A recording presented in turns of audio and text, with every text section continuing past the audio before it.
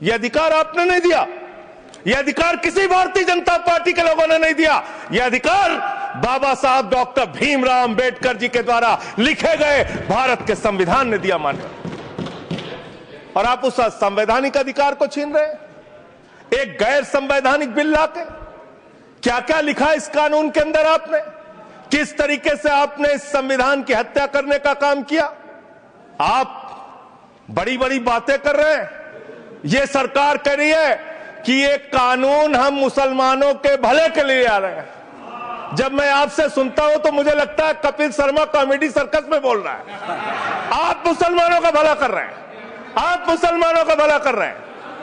दोनों सदन में एक भी सदस्य, दोनों सदन में सिर्फ एक सदस्य गुलाम अली को छोड़ के एक भी सदस्य आपका मुसलमान नहीं है। आप मुसलमानों का भला कर रहे हैं, आप मुसलमानों का भला कर रहे हैं। पूरी सरकार में एक मंत्री आपका मुसलमान नहीं है, आप मुसलमानों का भला कर रहे हैं। दो नेता अपने घरों में आपने बैठा दिया, मुख्तार अब्बास नकवी, शाहनवाज हुसैन, दोनों की राजनीति आपने खत्म कर दी। आप मुसलमानों का भला कर रहे हैं, आप मुसलमानों का भला कर रहे हैं, आप मुसलमानों का भला कर रहे हैं। अरे सुनना सीखो पहले। मान्यवर, मैं इनके इस कानून में क्या क्या लिखा हुआ है, क्या क्या कहा है इन्होंने। बैठ जाए कृपया, गुलाम अली जी बैठ जाए। धार्मिक संपत्तियों को यह बिल कब्जा करने की नापाक कोशिश है। और धार्मिक संपत्तियों को सदन में इतनी कब्जा करने के लिए सदन में इतनी शांति है कि आराम से आप बोलोगे। आराम से बोल रहा हूं सर। आप बैठे हैं तो आपको देख के वैसे ही आराम आ जाता है। आपको देख के मैं वैसे ही आराम में रहता हूं सर। आप जब है आपका संरक्षण है तो आराम से ही बोल रहा हूं। बोलिए। मान्यवर, धार्मिक संपत्तियों को कब्जा करने की एक कोशिश है। इसलिए इस बिल पर न हिंदू को खुश होना चाहिए, न सिख को खुश होना चाहिए, न ईसाई को खुश होना चाहिए, न जैन को खुश होना चाहिए, न बौद्ध को खुश होना चाहिए, क्योंकि नंबर सबका आएगा।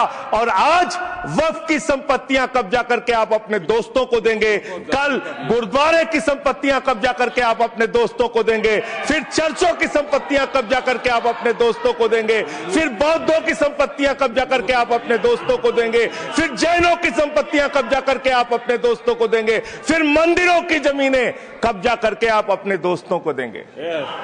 आप तो वो लोग हैं जिन्होंने प्रभु श्री राम के मंदिर में भी घोटाला किया। मान्यवर, प्रभु श्री राम के मंदिर के जमीन में घोटाला किया।